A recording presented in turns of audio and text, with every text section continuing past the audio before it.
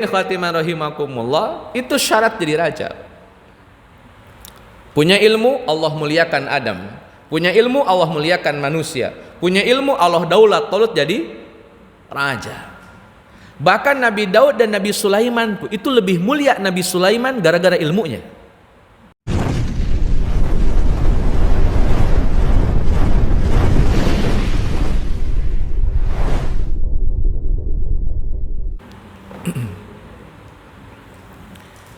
Assalamualaikum warahmatullahi wabarakatuh. Alhamdulillah, salatu wassalamu ala rasulillah. Asyhadu an la ilaha illallah wahdahu la syarika lah. Wa asyhadu anna Muhammadan abduhu wa rasuluh alladzi la nabiyya ba'dah. Allahumma salli ala Sayyidina Muhammad wa ala alihi wa ashabihi ajma'in, amma ba'd. Hadirin ikhwati iman rahimakumullah, alhamdulillah bisa bermuajahah. Ini kali pertama saya muajahah dengan Bapak Ibu di waktu duha. Sebelumnya di malam hari. Mudah-mudahan pertemuan kita diberkahi dan dirahmati Allah Azza wa Jalla. Salawat dan salam semoga dilimpah curahkan kepada Nabiullah Muhammad sallallahu alaihi wasallam beserta para keluarga, sahabat dan segenap umat yang senantiasa itba' kepadanya ila akhiril hayah nanti, mudah-mudahan termasuk kita di dalamnya. Hadirin ikhwati iman rahimakumullah, tema tentang Nabi Adam ini saya yakin sudah banyak yang menyampaikan. Beliau adalah seorang nabi, manusia pertama yang Allah turunkan, yang Allah utus ke muka bumi. Jadi seluruh manusia kadang disebut oleh Al-Quran dengan Bani Adam, karena seluruhnya adalah anak cucunya Nabi Adam. Jadi gini-gini juga kita turunan Nabi ini, jadi gennya gen Nabi ini. Gak usah tes DNA lah, sudah Nabi turunan. Karena dari Nabi Adam alaihi salam. Hadirin khatiman rahimakumullah, ada satu cuplikan sejarah tentang Nabi Adam yang itu berhubungan dengan manifestasi ilmu. Dan mudah-mudahan ini menjadi satu motivasi bahwa menjadi Bani Adam atau menjadi manusia, maka mau tidak mau harus memiliki ilmu.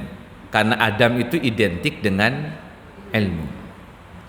Saya ingin hadirkan satu ayat, Bu. Yang bawa Quran boleh buka Qurannya, yang ada terjemah lebih bagus silakan buka Quran yang ada terjemahnya. Jadi kita mungkin akan lebih sering merujuk pada Quran biar literaturnya jauh lebih valid ya. Hadirin ikhwatiman rahimakumullah, dalam surah Al-A'raf surat ke-7 ayat ke-12, Bu, ada dialog antara Allah dengan iblis. Nanti siapa iblis kita bahas belakangan ya. Kita ngomongin Nabi Adam dulu nih, tapi geser ke iblis dulu lah. Kata Allah Azza wa Jalla di surah Al-A'raf ayat ke-12, kata Allah, qala ma mana'aka alla tasjuda iz amartuk. Iblis, kenapa sih kamu gak mau sujud waktu saya suruh kemarin, atau waktu saya suruh tadi? Kenapa sih kok gak mau sujud? Kenapa kok gak mau sujud waktu aku suruh, gitulah. Jadi iblis diantara makhluk yang tidak mau sujud kepada Adam waktu Allah perintahkan makhluk untuk sujud kepada Adam. Kira-kira alasannya kenapa, Bu? Kok nggak mau sujud? Lanjutan ayatnya kita baca. Jawabannya memang kesombong. Lanjutan ayatnya kata iblis, ana khairum minhu khalaqtani min nar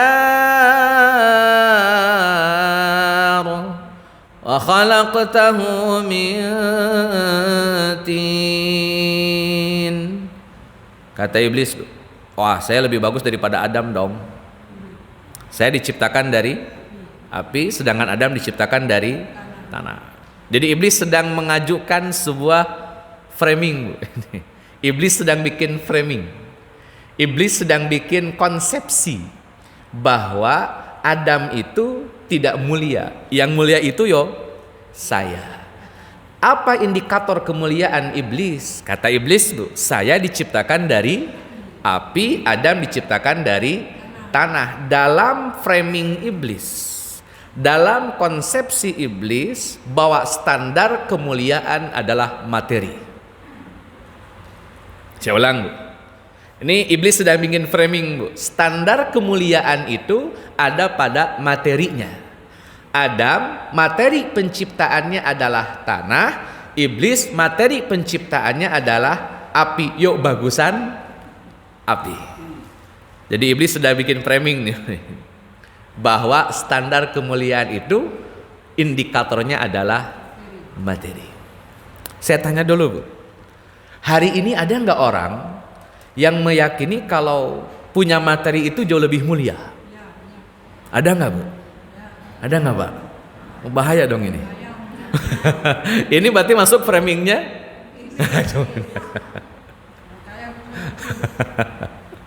Poinnya, Bu, ketika kaya tentu boleh dan bahkan diharuskan jadi orang kaya. Karena zakat bisa dilakukan oleh orang kaya. Yang nggak kaya kan nggak boleh zakat. Karena emang nggak ada yang bisa dikeluarkan, Pak. Jadinya mustahik bukan muzaki. Yang kaya dianjurkan atau diwajibkan untuk melaksanakan ibadah haji. Karena bagi yang tidak mampu ya tidak usah haji. Jadi kaya harus, Pak, untuk menggenapkan rukun Islam. Karena dua rukun Islam itu berhubungan dengan materi, zakat, haji. Jadi dua-duanya harus terpenuhi, Pak. Persoalannya adalah ketika materi tadi menjadikan yang bersangkutan sombong. Itu persoalannya. Bukan nggak boleh kayanya, kaya harus, Pak. Tapi kalau orang gara-gara kaya jadi sombong, itu masalahnya.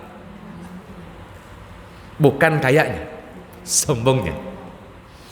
Bukan masalah api atau tanah. Urusan api atau tanah itu kan sebatas bahan materi. Persoalannya ketika diciptakan dari api kok malah jadi sombong. Nah, itu persoalan.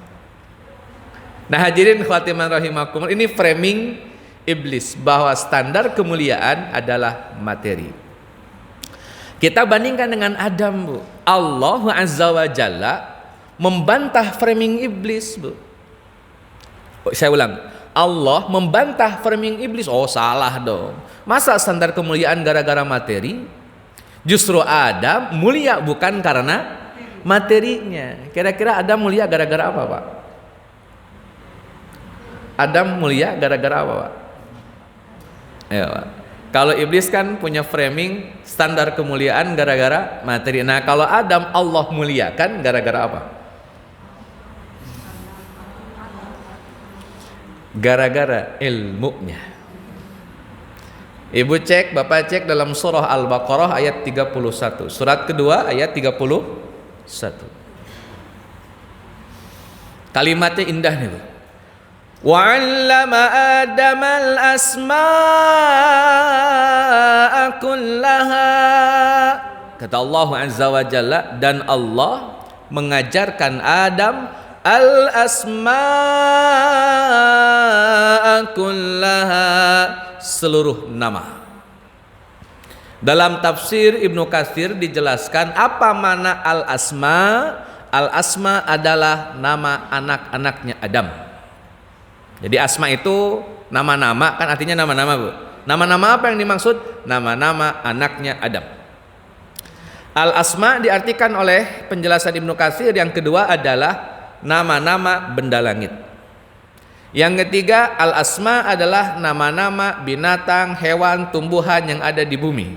Itu makna al-asma. Jadi asma itu bisa diartikan anak-anaknya Nabi Adam, nama anak-anaknya Nabi Adam, atau nama-nama benda langit, atau nama-nama hewan dan tumbuhan. Itu makna al-asma dalam tafsir Ibnu Katsir. Bapak Ibu tinggal cek saja. Hadirin ikhwatiman rahimakumullah. Maka sederhananya, Pak, apa yang Nabi Adam miliki adalah ilmu. Kenapa Allah menggunakan kalimat wa'allama? Allah mengajarkan. Berarti yang diberikan oleh Allah kepada Adam adalah ilmu. Karena diambil dari kalimat allama. Jadi Nabi Adam, Pak, mulia bukan karena materinya. Karena kalaulah dihitung-hitung dan dibanding-bandingkan antara materi Adam dengan iblis, oke, bagusan api. Tapi kemuliaan bukan karena materinya, tapi karena kualitas keilmuannya. Maka judulnya Nabi Adam dan manifestasi. Karena memang Nabi Adam ikon keilmuan. Dan itu menjadi target kita sebagai anak-anaknya Nabi Adam. Harus punya itulah bilang Nabi.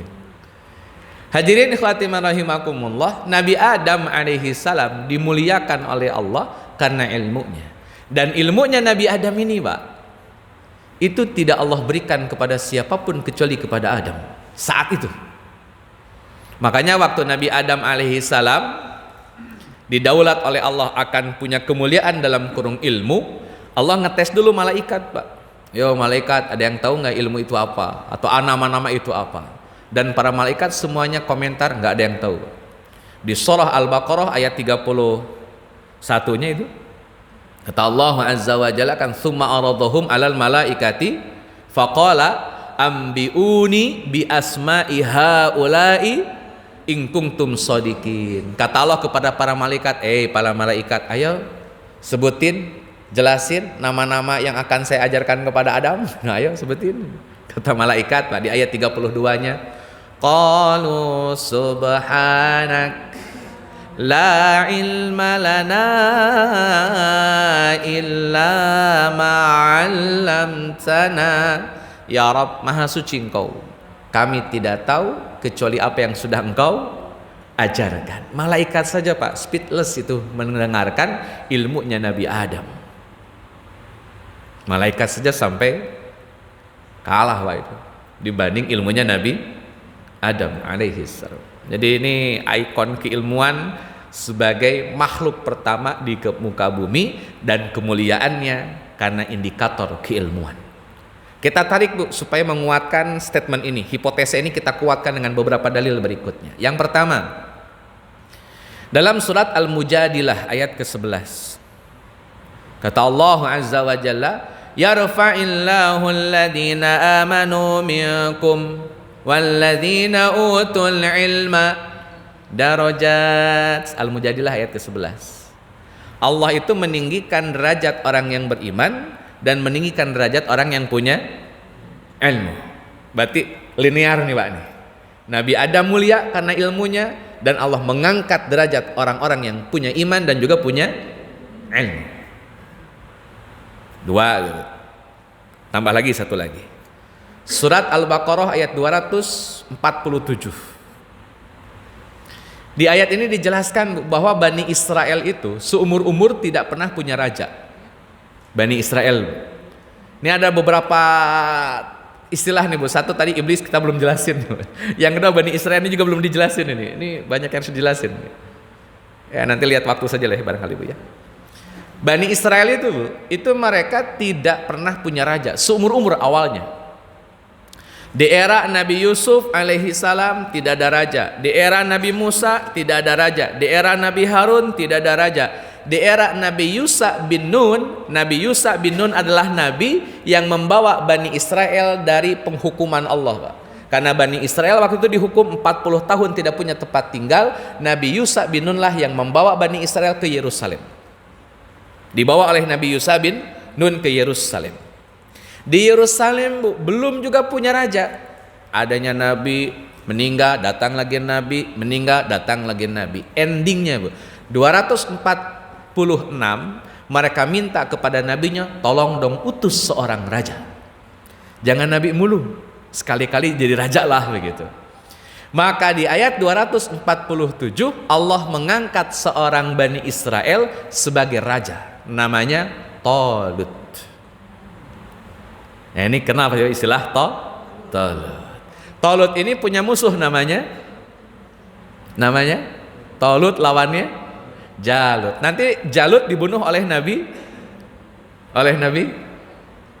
Talut perang dengan Jalut dibunuh oleh Nabi Daud alaihi salam.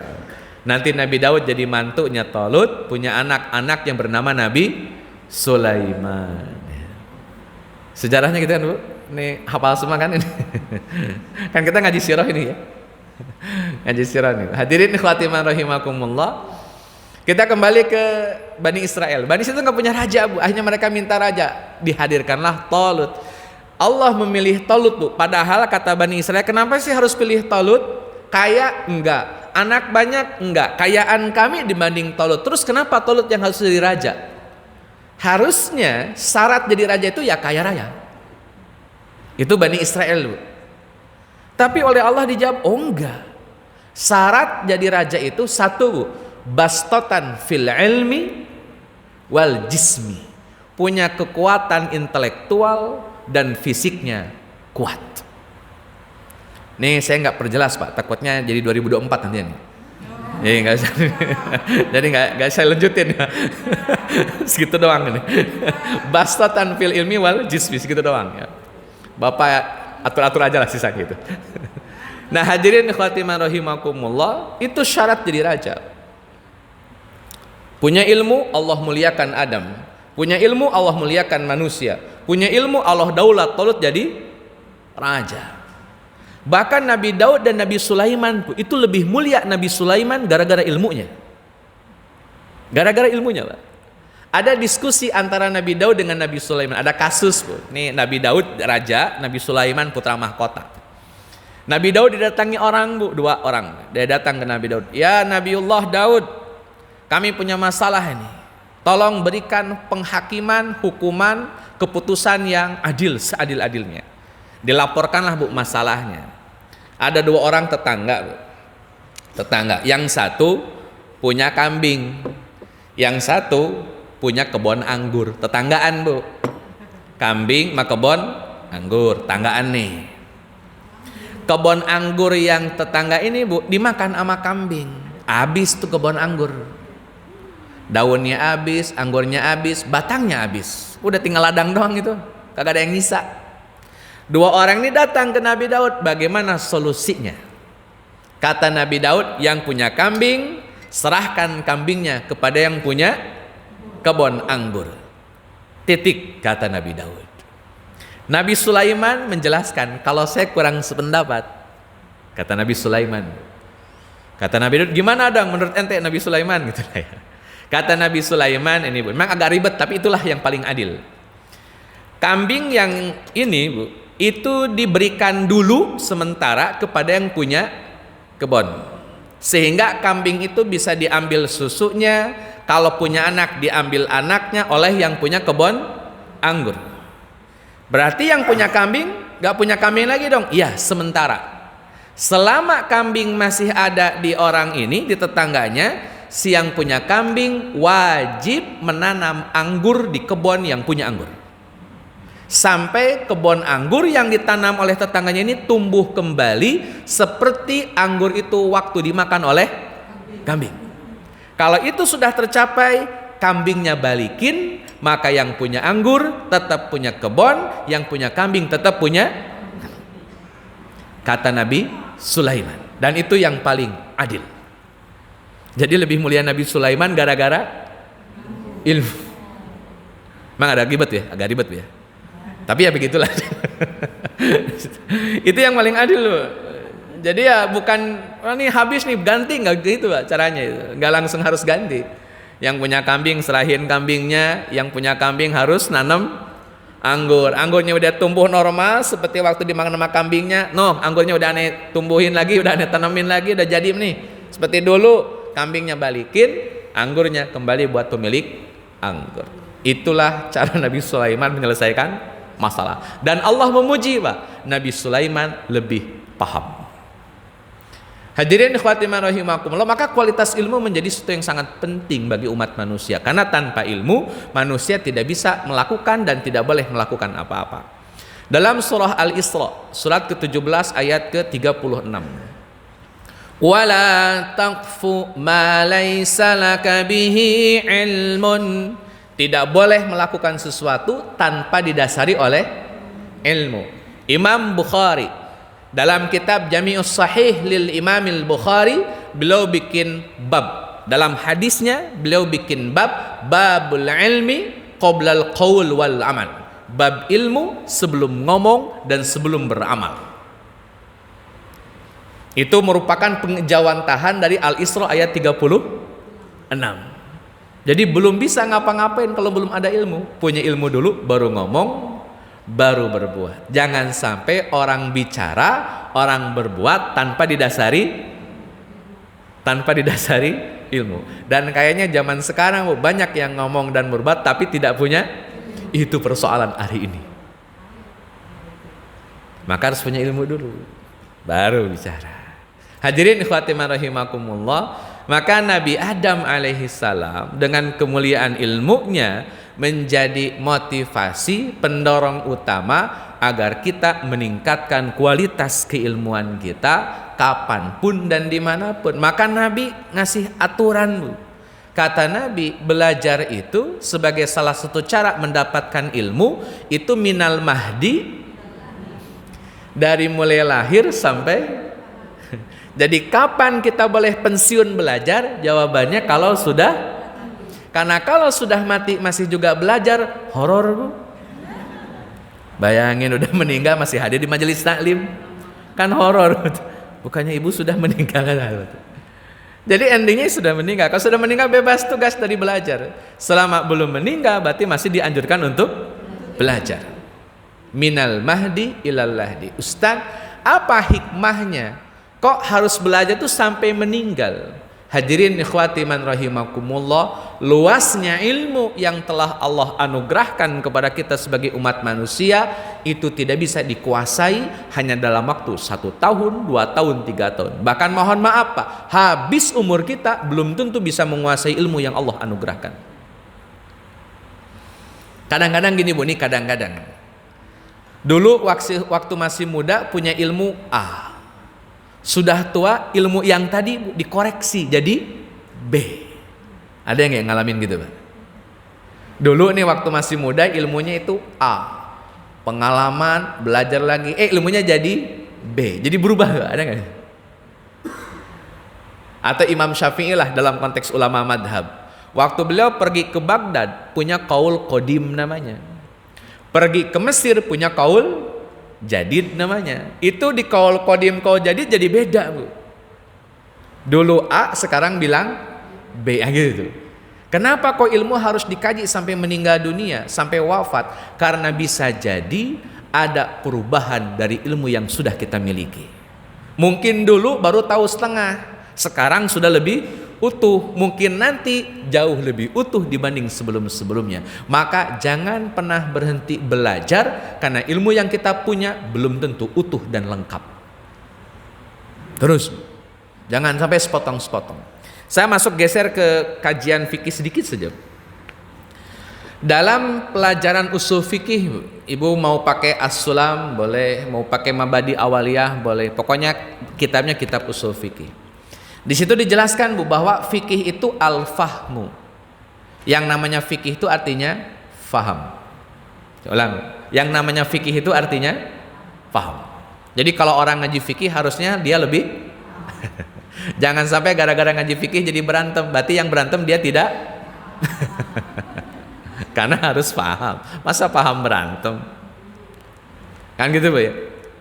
Baik Bu, sekarang ngaji fikih, dia harus paham. Yang dia pahami apa? Satu Bu, dia harus paham apa yang dia lakukan. Dua, dia harus paham apa yang orang lain lakukan. Dua-duanya harus paham. Dua-duanya harus paham. Dia paham apa yang dia lakukan, dia paham apa yang orang lain lakukan. Kenapa Ustaz harus dua-duanya? Biar lengkap ilmunya, biar tidak sepotong ilmunya.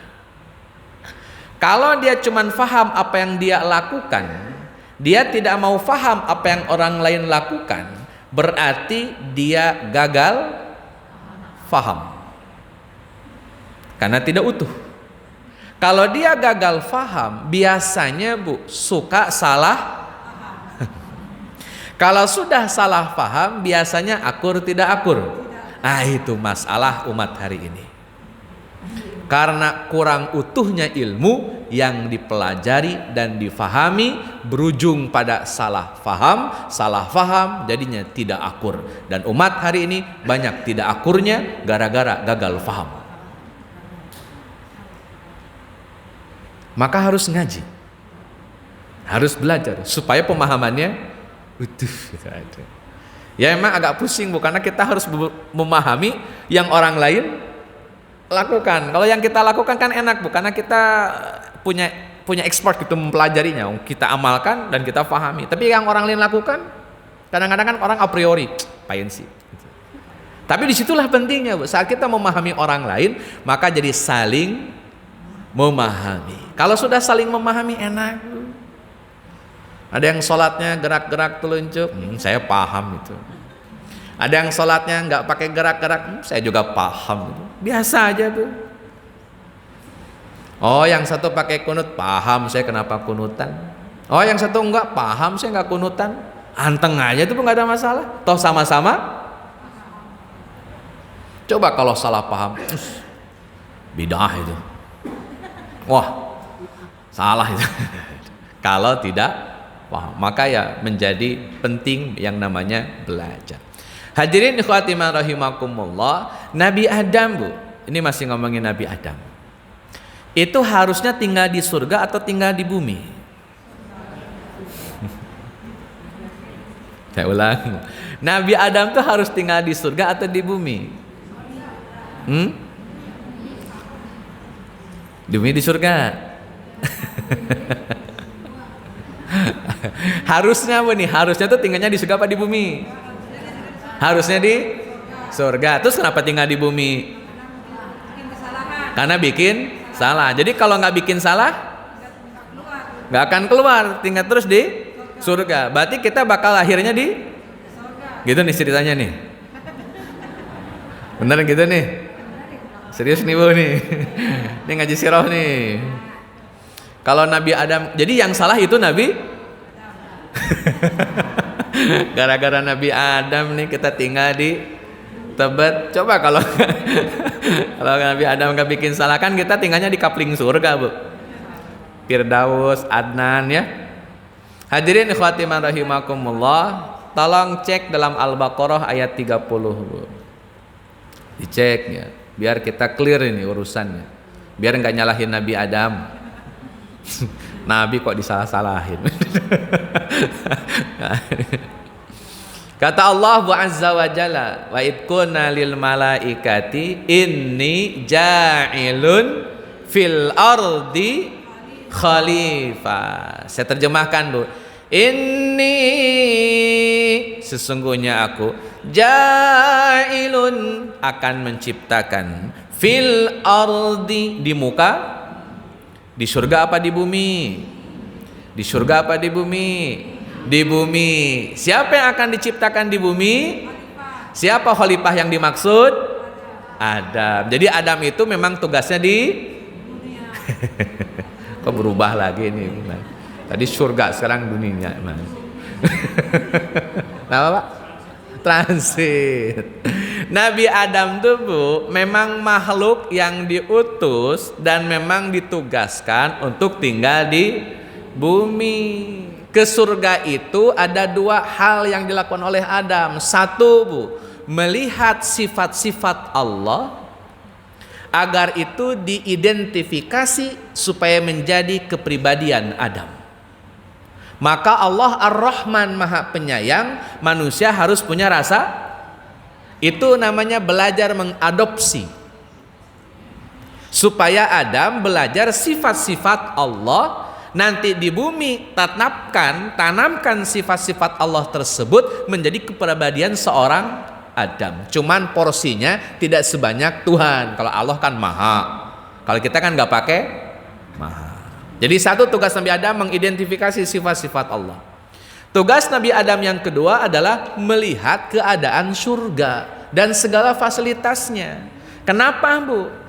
Bikin masjid, Bu, biasanya suka bikin apa dulu? Yang kecil-kecil itu namanya. Atau gini lah, Bu, namanya studi banding. Studi banding itu kan kita pergi ke suatu tempat untuk melihat. Nanti kita kalau yang bagus kita terapkan di, nah gitulah, Pak ya. Nabi Adam, Bu, melihat suasana surga. Tugasnya apa? Menciptakan surga di muka bumi. Supaya Adam punya gambaran, supaya Nabi Adam punya prototipe surga itu kayak apa. Satu, mengadopsi sifat-sifat Allah. Yang kedua, menjadikan surga sebagai prototipe agar Adam bisa tinggal di dunia dengan suasana surga. Nah, sekarang kita cross check suasana surga kayak apa. Hadirin ikhwati man rahimakumullah, silakan Bapak Ibu cek surat Thaha surat ke-20 ayat 118 dan 119. Ada yang mau bacain nggak, Pak?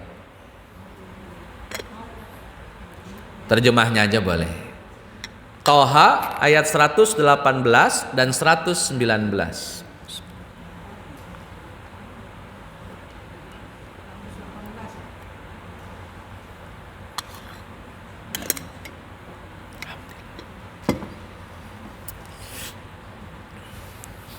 Surat ke-20 118 119. Terjemahnya aja. Ada Bapak atau Ibu? Sungguh ada jaminan untukmu di sana. Engkau tidak akan kelaparan dan tidak akan telanjang. Dan sungguh di sana engkau tidak akan merasa dahaga dan tidak akan ditimpa panas matahari. Itu gambaran surga, Bu. Jadi Allah jamin, Adam kamu tinggal di surga, dijamin kamu tidak akan lapar, tidak akan telanjang, tidak akan haus, tidak akan kepanasan. Kita bikin klasifikasi, Bu. Kalau lapar dan haus kita sebut pangan. Telanjang itu pakai baju, berarti masuk kategori sandang. Dan tidak kepanasan artinya Nabi Adam punya tempat tinggal, papan.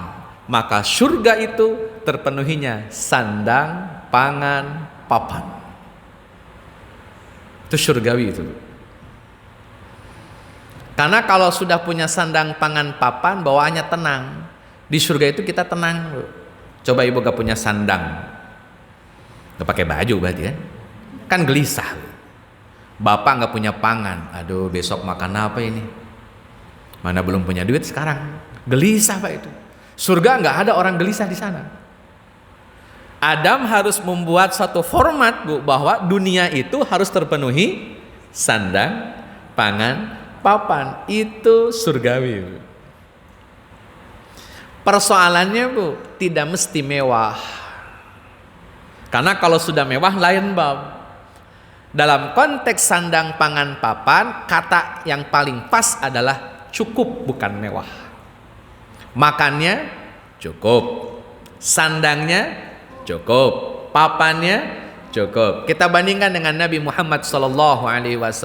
Rumah Nabi, Bu, dibanding Masjid Ittihad, gedean masjid ini. Bahkan dibanding rumah Bapak Ibu, saya rasa lebih gedean rumahnya Bapak Ibu semua. Rumah Nabi lebar, panjangnya 5 meter, lebarnya 3 meter, tingginya 2,5 meter. Itu rumah Nabi. Segede apa itu, Bu? Segede apa itu? Panjangnya 5 meter, lebarnya 3 meter, tingginya 2,5 meter. Segede apa itu? Segitu doang. Itu rumah Nabi, Pak. Artinya Nabi punya papannya ada, rumahnya segitu. Makanan Nabi itu ya paling banter, Pak. Roti sama minyak samin. Itu udah masuk kategori mewah. Lebih mewahnya lagi daging kambing. Bagian paha itu mewah banget bagi Nabi SAW. Paling mewah tuh ya makan daging kambing, pahanya, Pak. Itu paling mewah. Biasanya tuh roti keras pakai minyak samin. Kadang-kadang kurma. Kadang-kadang Nabi beberapa hari tidak punya makanan. Nabi pulang dari masjid, kata Nabi kepada Aisyah, Aisyah, ada makanan nggak pagi-pagi ini? Jawaban Aisyah apa, Bu? Nggak ada. Karena nggak ada makanan, kata Nabi, ya sudah, saya bakal puasa. Sederhana saja, Bu. Coba Bapak pulang ke rumah terus bilang, Bu, ada makanan, Bu? Nggak ada, Pak.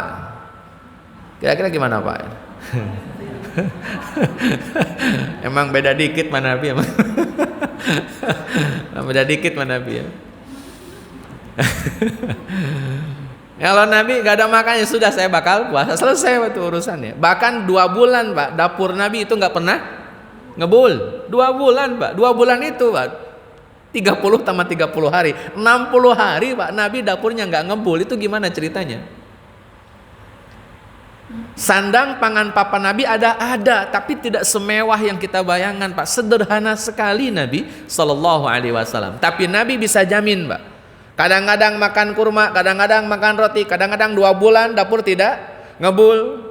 Tapi Nabi bisa pastikan baiti. Nabi bisa pastikan baiti. Maka rumah yang lebih mewah dari Nabi lebih berhak untuk mengatakan baiti.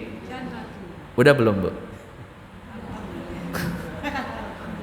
Rumah yang lebih mewah dari Nabi lebih berhak mengucapkan baiti. Oh, lebih mewah dari Nabi? Atau jangan-jangan lebih mewah belum tentu baiti? Bapak Ibu lah yang jawab ya, bukan saya. Nah, hadirin ikhwati rahimakumullah, maka Nabi Adam alaihi salam sukses Pak belajar di surga, melihat sifat Allah, menerapkan surgawi di muka bumi. Maka Nabi Adam membangun dunia dengan format surga, terpenuhinya sandang, pangan, dan papan. Sampai Nabi Adam alaihi salam memiliki keturunan, anak-anak yang banyak sampai kepada kita hari ini. Itu bagian daripada pelaksanaan dan kontribusi Nabi Adam karena ilmu yang Adam miliki. Maka Allah mewariskan ilmu itu kepada siapapun yang menjadi para nabi. Maka para nabi dalam banyak riwayat, misalkan Nabi Muhammad SAW, kata Nabi, para nabi tidak pernah mewariskan harta, para nabi hanya mewariskan ilmu. Sampai Nabi bikin sebuah guidance, Pak, guidance arahan. Kata Nabi SAW, al ulama warasatul anbiya, bahwa yang namanya para ulama adalah pewaris para nabi. Jadi soko guru dunia ini itu ulama, orang yang punya ilmu. Itu soko gurunya, bukan dengan materi tapi dengan ilmu.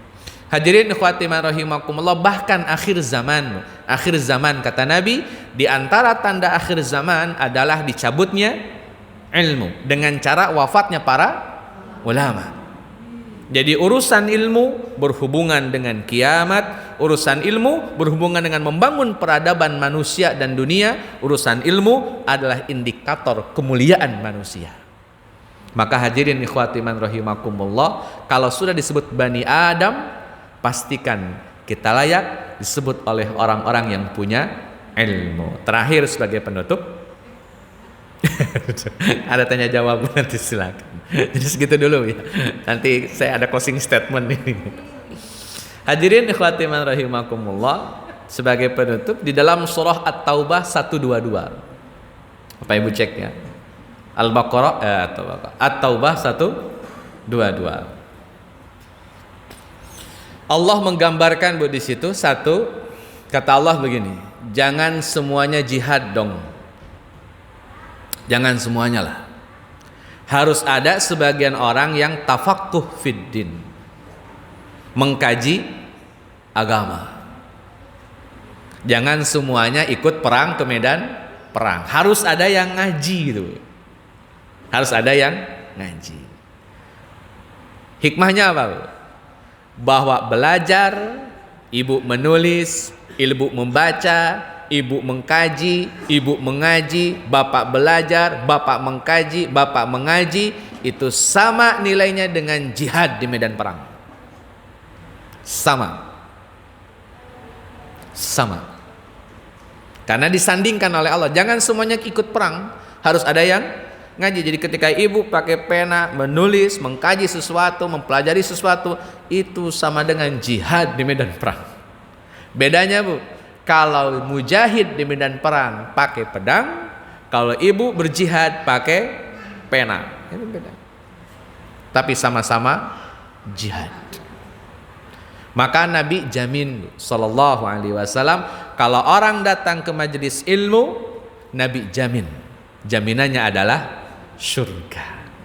Sampai dia pulang kembali ke rumahnya, dimudahkan jalan menuju surga. Itu jaminan Nabi kan sallallahu alaihi wasallam. Jadi fix kita memang punya kewajiban belajar kapanpun dan dimanapun, berguru dengan guru siapapun. Harapannya nanti kalau kita komitmen belajar, ada satu buku bagus Bu, dan ini sudah mulai dipelajari hari ini di tengah media sosial Bu ya. Kalau di pondok-pondok pesantren sudah pasti dipelajari. Nama kitabnya Ta'limul Muta'allim. Ada 13 pasal. Di 13 pasal ini menjadi guidance, menjadi rule, menjadi SOP bagi mereka para pencari ilmu.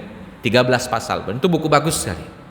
Jadi itu curhatan seorang murid Imam Abu Hanifah. Jadi Imam Abu Hanifah punya murid namanya Ibnu Jarnuji. Ibnu Jarnuji ini Bu, dia curhat, dia gelisah. Kenapa? Kok banyak orang belajar ilmu, tapi ilmunya itu nggak sampai, Bu. Kok ilmunya itu tidak bermanfaat? Kok ilmunya itu tidak dirasakan oleh banyak orang? Ilmunya itu jadi bantet gitu, Bu. Kok bisa orang belajar ilmu habis-habisan tapi ilmunya tidak bermanfaat? Nah, Ibnu Jarnuji bikinlah buku namanya Ta'limul Muta'alim, supaya orang yang belajar ilmunya bermanfaat, supaya orang yang belajar ilmunya bisa disebarkan. Itu kenapa Ibnu Jarnuji bikin kitab namanya Ta'limul Muta'alim, karena gelisah banyak orang yang belajar tapi tidak sampai pada puncak ilmunya, tidak bisa dimanfaatkan. Baik hadirin ikhwati rahimakumullah, segitu dulu bisa disampaikan. Barangkali ada pertanyaan silahkan. Allahu a'lam. Baik, Ibu, sekedar untuk membuka kelanjutan dengan luar biasa materi dari Ustaz Raden pada pagi hari ini. Mudah-mudahan menambah wawasan cakrawala kita tentang khususnya Nabi Adam dan administrasi ilmu. Baik, saya persilakan Bapak Ibu, Pak Ayah adalah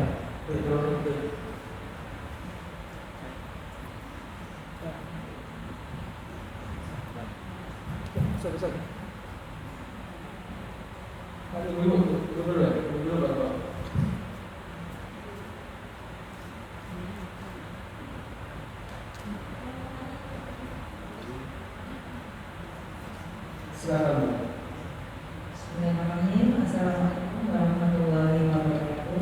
Waalaikumsalam. Terima kasih Ustaz, pencerahannya ini sangat bermanfaat. Tema tentang Nabi Adam. Yang saya tanyakan mungkin bukan Nabi Adam tapi yang merangkai Nabi ya Pak. Yang saya tanyakan tadi dijelaskan tentang Bani Israel ya. Bani Israel yang saya tanyakan di sini kan ada agama Yahudi dan Nasrani, di mana Yahudi itu ketika Nabi Musa dengan adanya kitab Taurat, dan kalau Nasrani Nabi Isa dengan kitab Injil. Kedua nabi dan agama ini ketika pada zamannya dikatakan yang paling benar gitu ya Ustaz ya. Cuma sekarang setelah berikutnya datang Nabi Muhammad yang kita yakini dengan agama Islam tersebut yang agama kita sekarang. Yang saya tanyakan, agama Yahudi dan Nasrani ini kan tidak percaya dengan Nabi Muhammad karena mereka meyakini mereka yang benar. Tapi ketika itu kan itu agama yang benar juga ketika di zaman itu. Maksudnya yang sekarang itu bagaimana di mata Allah tentang mereka yang kita sebut kafir tersebut. Mungkin di zaman dulu itu benar gitu ya Ustaz ya. Bagaimana Yahudi zaman sekarang, Nasrani zaman sekarang itu bagaimana seharusnya mohon dijelaskan. Itu aja. Assalamualaikum warahmatullahi wabarakatuh. Hadirin ikhwatiman rahimakumullah, Ahlul Kitab sejak Nabi Muhammad diutus, Ahlul Kitab sejak Nabi Muhammad diutus punya satu kewajiban, menerima Nabi Muhammad. Jadi Ahlul Kitab itu Yahudi dan Nasrani. Yahudi dan Nasrani ketika Nabi Muhammad diutus itu punya satu kewajiban, menerima Nabi Muhammad. Kalau menolak Nabi Muhammad, menolak itu kan menutup hati untuk tidak menerima. Dalam bahasa Arabnya kafaro itu menutup hati untuk menerima Nabi Muhammad atau menerima iman. Dalam bahasa Inggris kafir itu penutup. Bahasa Arab kafir sama itu. Artinya menutup. Kenapa kok mereka menutup beriman kepada Nabi Muhammad? Karena mereka tidak percaya Nabi Muhammad. Maka Ahlul Kitab atau Yahudi dan Nasrani yang menolak Nabi Muhammad dihukumi kafir, sebagaimana surah Al-Bayyinah ayat 1 ayat 2. Lam yakunil ladzina kafaru min ahlil kitabi wal musyrikin. Jadi orang kafir itu ada dua jenis, satu Ahlul Kitab, Yahudi dan Nasrani, yang kedua orang-orang musyrik, dalam kurung orang-orang yang menyembah berhala. Jadi menurut surat Al-Bayyinah, mau Yahudi mau Nasrani dihukumi kafir. Itu setelah Nabi Muhammad diutus. Kenapa? Mereka menolak Nabi Muhammad, dihukumi kafir. Yang menerima Nabi Muhammad disebut muslim. Contoh Bu, ada seorang Yahudi namanya Abdullah bin Salam. Dia masuk Islam. Ada seorang Yahudi perempuan namanya Sofiyah binti Huyai bin Akhtab. Dia masuk Islam dan dinikahi oleh Nabi SAW. Maka di antara istri Nabi ada yang asli genetiknya Yahudi, namanya Sofiyah binti Huyai bin Akhtab. Jadi kalau Islam selesai. Tapi kalau menolak Nabi Muhammad, kafir. Siapa aja yang orang Yahudi tapi kemudian menolak Nabi Muhammad di zaman Nabi, namanya Huyai bin Akhtab, bapaknya Sofiyah. Sofiyah dinikahi oleh Nabi, bapaknya meninggal dalam perang Bani Quraidah.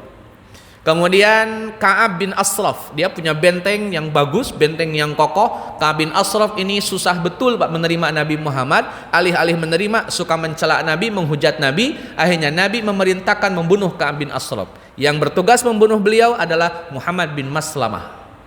Dibunuh oleh Muhammad bin Maslamah. Itu orang Yahudi yang menolak ajaran Nabi. Jadi sekali lagi, kalau sudah Nabi Muhammad diutus, maka Yahudi dan Nasrani punya kewajiban menerima Nabi Muhammad untuk menjadi muslim. Nah, kita mundur ke belakang. Tadi Ibu sampaikan bahwa ada agama Yahudi dan agama Nasrani. Saya perjelas Bu, mohon maaf saya koreksi. Agama seluruh Nabi Bu hari ini, Musa, Isa, Muhammad. Saya ulang Bu ya. Agama yang dibawa oleh para nabi, Musa, Isa, Muhammad. Musa dengan Tauratnya, Isa dengan Injilnya, dan Muhammad dengan Qur'annya bermuara pada satu nabi. Semuanya bermuara pada satu nabi, namanya Ibrahim. Dalam Al-Quran disebut dengan millah Ibrahim. Dalam Al-Quran disebut dengan millah Ibrahim. Nama lain dari millah Ibrahim adalah agama Hanifiyah. Nama lain dari agama Hanifiyah adalah agama Islam. Bapak Ibu cek dalam surah Al-Baqarah ayat 133. 133.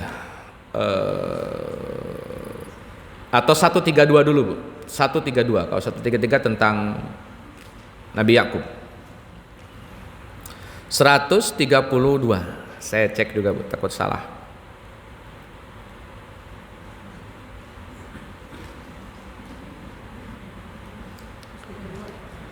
Satu tiga, saya bacain Bu. Wa wassa biha Ibrahim banihi wa Yaqub ya bani Inna Allah astafa lakumuddin fala tamutunna illa wa antum muslimun. Al-ayat. Ibrahim berwasiat ke anak-anaknya. Siapa anaknya Ibrahim Bu? Siapa anaknya Ibrahim?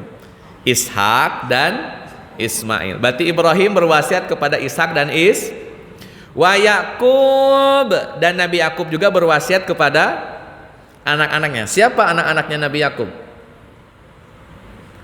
Nabi Yakub punya gelar Israel.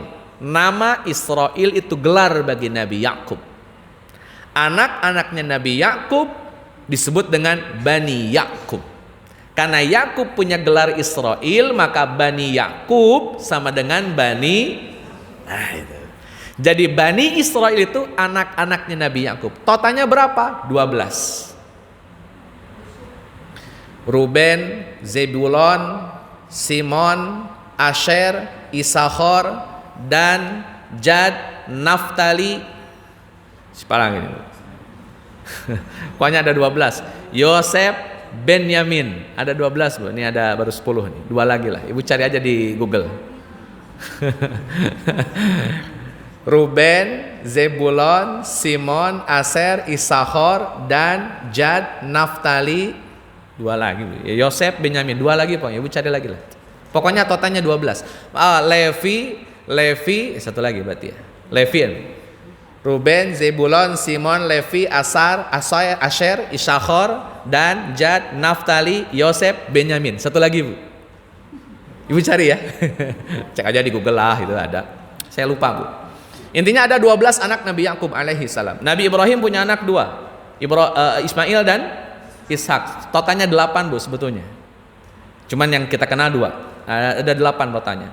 Punya anak 2, Nabi Yakub punya anak 12. Dan 2 orang ini berwasiat Bu. Kata mereka berdua, Innallaha astafa lakumuddin.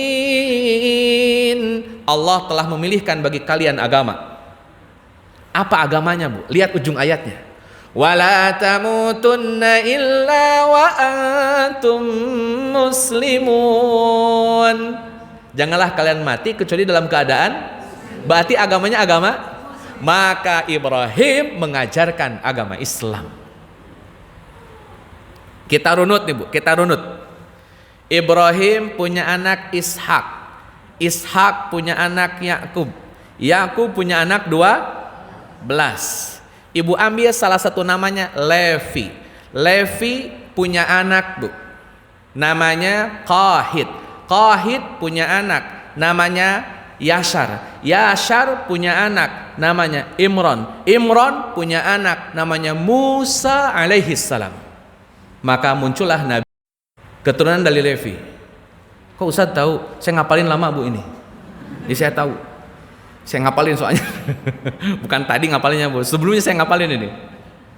Jadi Levi punya anak Qahid, Qahid punya anak Yasar, Yasar punya anak Imran, Imran punya anak Musa alaihi salam. Jadi harusnya Nabi Musa Bu kan mengikuti agamanya Nabi Yakub. Ya kan? Harusnya Nabi Musa ngikutin agamanya Nabi. Kalau Nabi Yakub itu muslim berarti Nabi Musa. Terus Ustadz kenapa ada Yahudi? Oh ya Allah Bu, Yehuda Bu nama yang ke-15 itu Bu.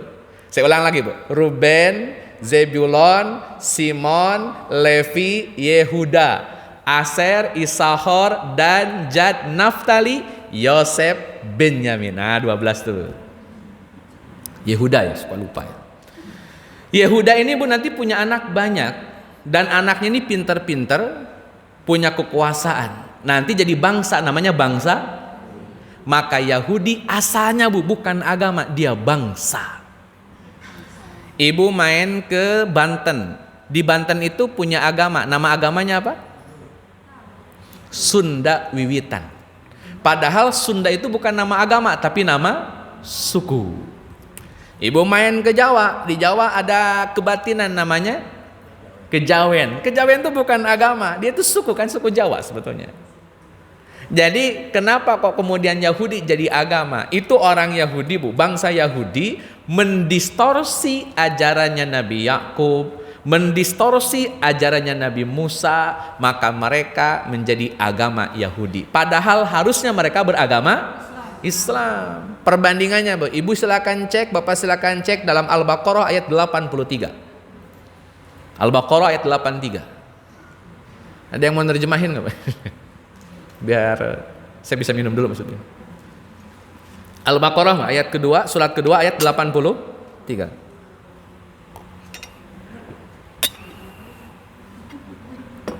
Ada Bu? Bisa dibacakan terjemahnya Bu? Agak panjang tuh soalnya. Itu perjanjian Allah kepada Bani Israel Bu. Allah mengadakan perjanjian dengan Bani Israel. Kita cek Bu, apa yang dijanjikan perjanjian antara Allah dengan Bani Israel. Dan ingatlah ketika kami mengambil janji dari Bani Israel, janganlah kamu menyembah selain Allah, dan berbuat baiklah kepada kedua orang tua, kerabat, anak-anak yatim, orang miskin. Bertutur katalah yang baik kepada manusia, laksanakanlah sholat, tunaikanlah zakat, tetapi kemudian kamu berpaling mengingkari, kecuali sebagian kecil dari kamu, dan kamu masih menjadi pembangkang.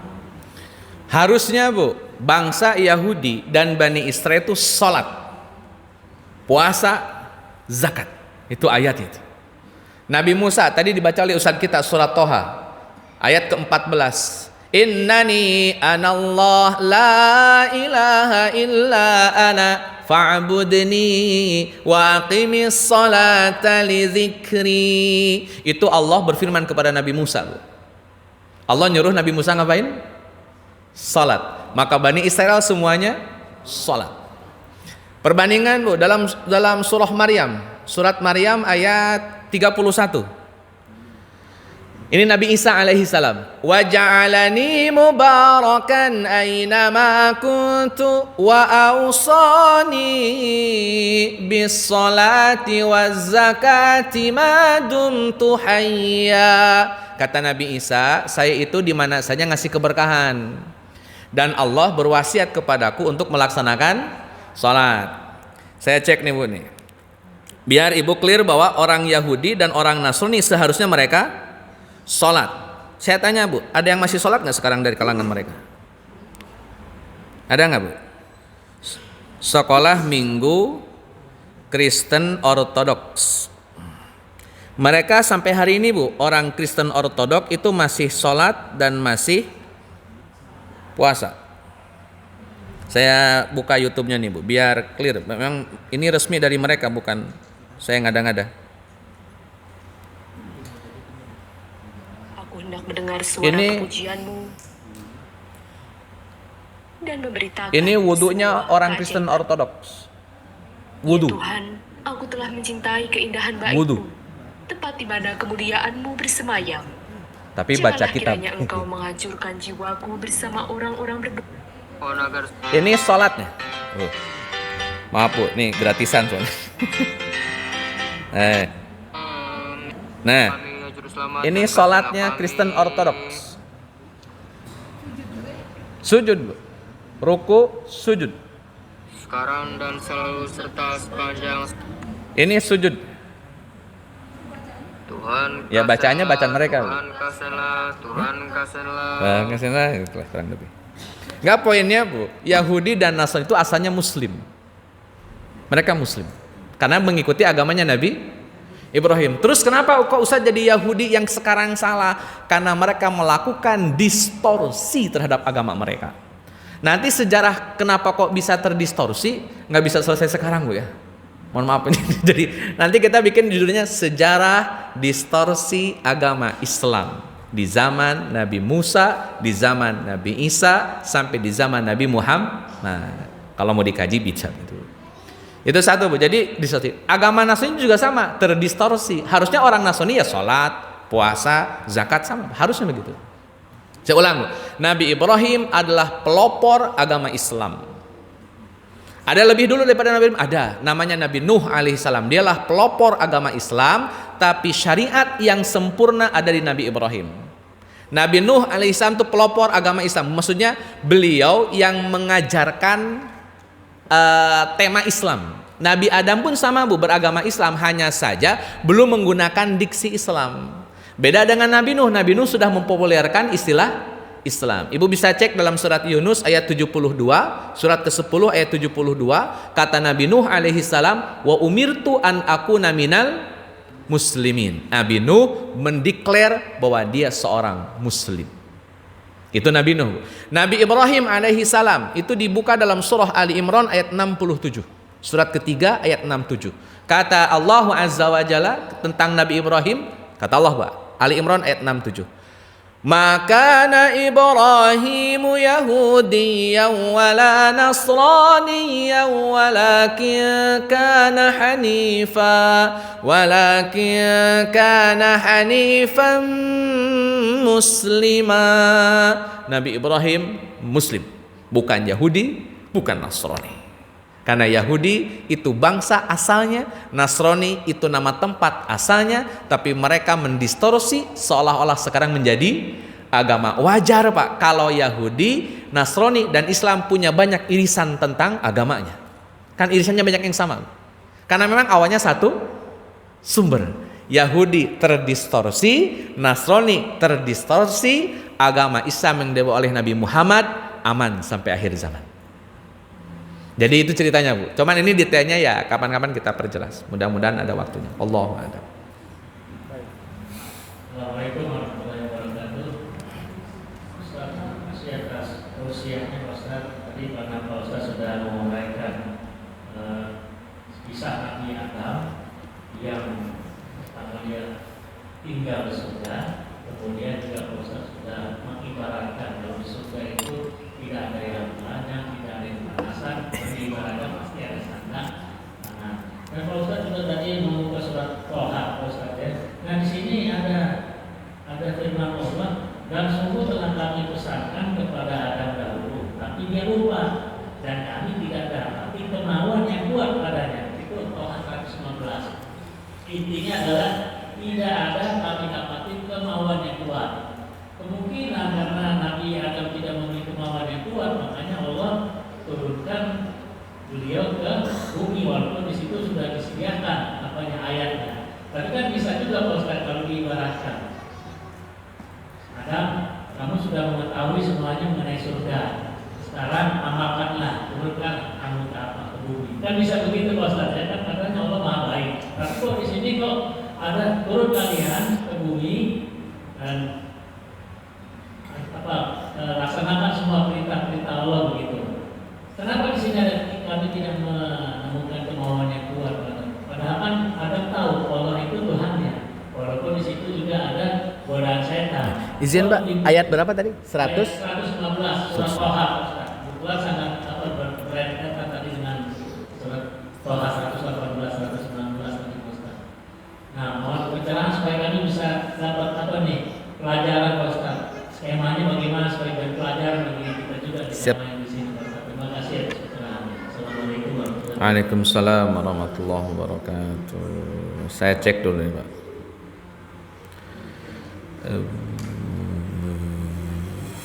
Ya, hadirin ikhwati man rahimakumullah. Ya. Jadi apa yang Nabi Adam lupakan? Kok bisa-bisanya Adam sudah punya ilmu kok malah kemudian lupa? Satu Bu, orang punya ilmu tetap memiliki kelemahan. Di antara kelemahannya adalah lupa. Lupa Pak. Tadi kita baca Quran ditutup dengan Allahummarhamna. Terus apa lagi lanjutannya Bu? Waj'alhu lana imaman wa nuran wa hudan wa rahmah. Allahumma zakirna minhuma wa'allimna minhuma jahil. Jadi ingatkanlah apa yang sudah kami lupakan. Karena memang karakter manusia, karena bapaknya pelupa, anaknya pun jadi lupa. Apa yang Nabi Adam lupakan? Kata Allah gini Pak, awal-awalnya, Adam, kamu tinggal di surga, makan gih, minum gih, bebas, nggak ada batasan. Apapun makanannya bebas, halal untuk dimakan. Tapi satu catatannya, jangan dekat-dekat pohon. Adam lupa bahwa harusnya dia nggak deketin pohon. Nah hadirin ikhwati man rahimakumullah, seharusnya Pak Adam itu memang tinggal di bumi. Cuman kan ada waktu Pak. Ibarat pensiun Pak. Harus kalau PNS itu 56 ya. Harusnya pensiun tuh 56. Gara-gara bikin salah ya udahlah pensiun dini gerakannya. Kalau lebih gitulah. Jadi Nabi Adam tuh harusnya tuh ya lebih lama. Cuman karena bikin salah ya sudahlah sekarang saja sekalian. Jadi pas momennya untuk Nabi Adam diutus ke bumi. Kenapa? Nabi Adam lupa. Dan sampai sekarang yang namanya insan Pak, disebut insan itu dari kalimat nasia, artinya lupa. Jadi ibu nih sudah hafal Quran, Al-Baqarah atau juz amma. Besok dites lupa lagi. Ngapal lagi, apal. Besok dites, lupa lagi. Apa juz amma, surat An-Naba apal, pindah ke An-Najiat, An-Najiat apal, An-Nabanya lupa. Jadi itu karakter kita di situ Pak. Jadi memang kita ini turunan Nabi Adam bener berarti. Jadi yang pelupa. Jadi itulah kenapa di Toha ayat 115 ditegaskan bahwa Nabi Adam itu lupa tentang satu hal yang sudah Allah tetapkan di awal, yakni tidak boleh dekat-dekat pohon, malah deketin pohon. Sama kayak kita Pak. Kita tahu ini haram, kita tahu ini maksiat, kita tahu ini nggak boleh, tapi kadang-kadang kita lupa. Itulah ya. Kadang-kadang lupa, tapi ya kadang-kadang. melemahkan kekuatan. Makanya nanti Pak, dalam konteks hadis misalkan, ada rawi ini waktu masih muda hafalannya kuat. Sudah sepuh pelupa, maka hadis yang diriwayatkan oleh rawi ini ketika masa tua tidak boleh diterima. Karena pastinya tercampur dengan antara ingat dan lupa. Mukhtalit namanya. Dia tercampur menjadi hadis yang ini tadi mudanya sih hafalannya luar biasa, tamu dhabdi, hafalannya sangat kuat, tapi sudah sepuh kok jadi malah pelupa. Khawatir nanti dia menyampaikan hadis pas lupa, maka tolak itu lebih baik. Tolak seluruhnya ketika rawi ini sudah tua. Nah, itu diantara mekanisme nanti. Jadi ilmu yang didorong oleh rasa lupa ya tidak bisa kita terima sebagai sebuah ilmu. Makanya nanti ada verifikasi untuk memastikan ilmu ini valid. Kalau tidak valid ya berarti tidak bisa diterima. Wallah ada salah situ Pak. Baik, cukup ya. Cukup ya. Yang ada pertanyaan kami silakan tinggalkan nanti setelah usaha. Terima kasih Bapak Ibu hadirin sekalian. Sebelum kita tutup dengan doa Ustaz Kamil, kami sampaikan beberapa informasi. Yang pertama, tahun depan insya Allah guru kita Kiai Haji Muhammad Nasir Jamil. Untuk hari Selasa khusus itu ada kajian bersama guru tetap Dr. Haja Dasrida diawali dengan sholat tasbih ya, di Selasa. Kepada Bapak Ibu hadirin sekalian yang ingin berkurban di masjid ini, kami persilakan bisa menghubungi panitia Ibu Susi atau Ibu Ulfa atau Haji Surya. Sapi per ekor patungan 4 juta sudah termasuk biaya potong dan biaya distribusi. Kalau kambing silakan dibawa sendiri, biaya potongnya 150.000. Kepada Bapak Ibu hadirin sekalian, ini ada kemungkinan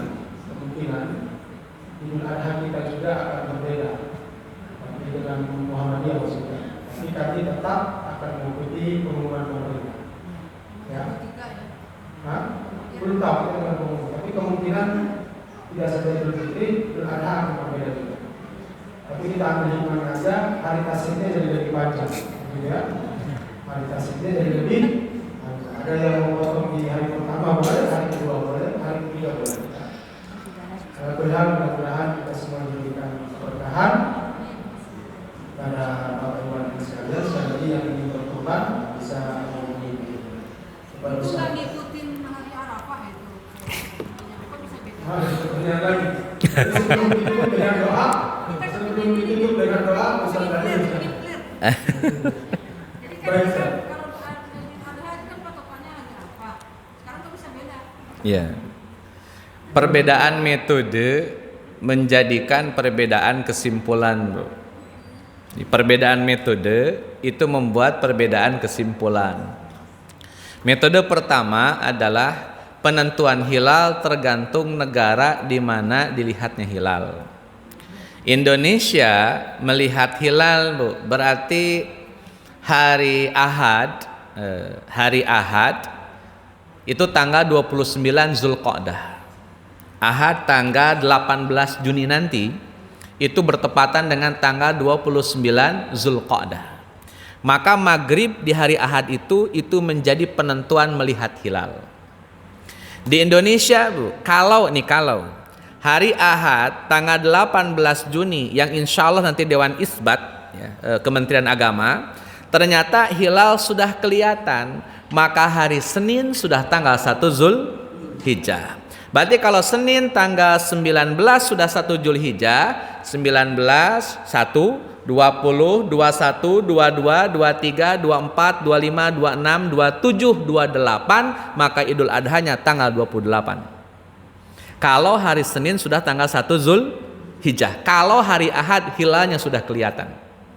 Kalau kelihatan. Ternyata, Bu, misalkan Kementerian Agama nanti hari Ahad tanggal 18 Juni ternyata hilal belum kelihatan, maka Zulqa'dah harus digenapkan 30. Berarti hari Ahad tanggal 29 Zulqa'dah, hari Senin dibikin tanggal 30, maka 1 Zulhijjahnya hari Selasa, tanggal 20 Juni. 20, 21, 22, 23, 24, 25, 26, 27, 28, 20. Maka kalau hari Ahad hilal tidak kelihatan, Idul Adha jatuh pada hari Kamis bertepatan dengan tanggal 29 Juni. Ustadz, kok Arab Saudi dengan Indonesia bisa beda? Sangat bisa. Ibu tolong perhatikan, ini bulan, ini matahari. Bulan masih di bawah, Bu. Matahari nyorot nih, kayak lampu senter. Kalau bulannya belum kesorot, Bu, berarti belum bisa kelihatan bulannya, betul, Bu? Kalau purnama nih, bulan purnama, Bu, bulannya sudah meninggi, kesorot matahari, baru kelihatanlah bulan karena bulan tidak punya cahaya, yang punya cahaya itu matahari. Bulan di bawah, Bu, matahari sudah nyorot nih, karena bulan masih di bawah, belum kelihatan. Bulan itu naik dia, makanya ada istilah derajat. Itu berdasarkan ketinggian hilal. Hilalnya naik, Bu, bulannya naik. Kesorotlah oleh matahari, kelihatan sisinya. Kan pasti kelihatan sisinya dulu, Bu. Inilah yang disebut dengan hilal. Hilal itu adalah sisi bulan yang kesorot matahari. Kalau sudah kelihatan, Bu, hilalnya, besok pasti tanggal 1. Nah, Arab Saudi dengan Indonesia kadang-kadang beda. Kenapa beda? Saya gambarkan, Bu. Indonesia sama Arab duluan mana? Kalau Indonesia maghrib, di Arab jam berapa? Beda 4 jam. Kalau di Indonesia maghrib jam 6, berarti di Arab Saudi jam 2 siang. Baik. Ini bulan, Bu, di Indonesia nih, Bu. Ini matahari pas maghrib tanggal 18 Juni atau tanggal 29 Zulqa'dah. Ternyata hilal di tanggal itu, Bu, tanggal 18 Juni, ketinggian hilal pas maghrib, karena harus dilihat pas maghrib, Bu. Harus pas maghrib. Ketika maghrib belum kelihatan, berarti mau tidak mau hari Senin tanggal 19 itu masih tanggal 30 Zulqa'dah, dan Zulhijjahnya masuk pada tanggal hari Selasa tanggal 20 Juni. Karena belum kelihatan. Di Arab Saudi, Bu, kan itu masih jam 2. Betul, Bu? Maghrib di kita di sana masih jam 2. Berarti ada 4 jam lagi. Ternyata dalam waktu 4 jam matahari bulan makin naik. Maghrib di Arab Saudi ketinggian hilal sudah ada. Kesorotlah matahari. Maka di Arab Saudi hilal kelihatan, di Indonesia belum kelihatan. Maka di Arab Saudi besoknya hari Senin tanggal 1 Zulhijjah, di Indonesia Selasanya 1 Zulhijjah. Otomatis perbedaan dalam menentukan kapan Idul Adha-nya. Indonesia sampai hari ini seingat saya hanya menentukan bukan Arab yang tadi patokan, tapi tempat di mana kita tinggal, hilal itulah yang jadi patokan. Di Indonesia tanggal 9 Zulhijjah itu hari Rabu puasa, walaupun di Arab Saudi sudah lebaran dan lebarannya hari Kamis. Itu di Indonesia karena beda metodologi. Harusnya, Bu, misalkan ini misalkan kata Indonesia khusus Idul Adha, maka kita akan merujuk kepada hilalnya Arab Saudi, karena di sanalah Arafahnya ada. Berarti Idul Adha tergantung hilalnya Arab Saudi. Kapan Saudi menentukan 1 Zulhijjah, Indonesia akan sama dengan Arab Saudi. Saya pastikan Idul Adhanya bareng. Kalau kayak gitu, tergantung pemerintah mau seperti apa. Kalau pemerintah masih menjadikan metodologi Indonesia dengan hilalnya Indonesia, kemungkinan berbeda. Tapi kalau Indonesia bilang kita ikut Arab Saudi, pasti sama. Jadi tergantung yang punya kebijakan, bukan tergantung Ustaz. Wallahu a'lam. Saya rasa itu saja. Jelas yang mulia, posisinya Selasa di berubah. Di Al-Ittihad. Baik, hadirin ikhwati rahimakumullah, mohon maaf atas segala kekurangan. Kalau ada salah-salah kata, kata-kata yang tidak menyenangkan, berat nyaman, mohon dimaafkan. Dan kalau ada hal-hal yang baik dan positif, itu semata-mata dari Allah Azza wa Jalla. Kita tutup pertemuan kita dengan membaca surat Al-Fatihah. Bismillahirrahmanirrahim. Alhamdulillahi rabbil alamin arrahmanir rahim maliki yaumiddin iyyaka na'budu wa iyyaka nasta'in ihdinas siratal mustaqim siratal ladzina an'amta 'alaihim ghairil maghdubi 'alaihim waladdallin amin. Allahumma salli ala Muhammad wa ala ali Muhammad kama sallaita ala ali Ibrahim wa barik ala Muhammad wa ala ali Muhammad kama barakta ala ali Ibrahim fil alamin innaka Hamidum Majid. Allahumma ighfir lil mu'minina wal mu'minat muslimina wal muslimat al ahya'i minhum wal amwat innaka sami'un qarib mujibud da'wat. ربنا لا تزغ قلوبنا بعد إذ هديتنا وهب لنا من لدنك رحمة إنك أنت الوهاب. ربنا هب لنا من أزواجنا وذرياتنا قرة أعين واجعلنا للمتقين إماما. ربنا آتنا في الدنيا حسنة وفي الآخرة حسنة وقنا عذاب النار. سبحان ربك رب العزة عما يصفون سلام على المرسلين والحمد لله رب العالمين. السلام عليكم ورحمة الله وبركاته.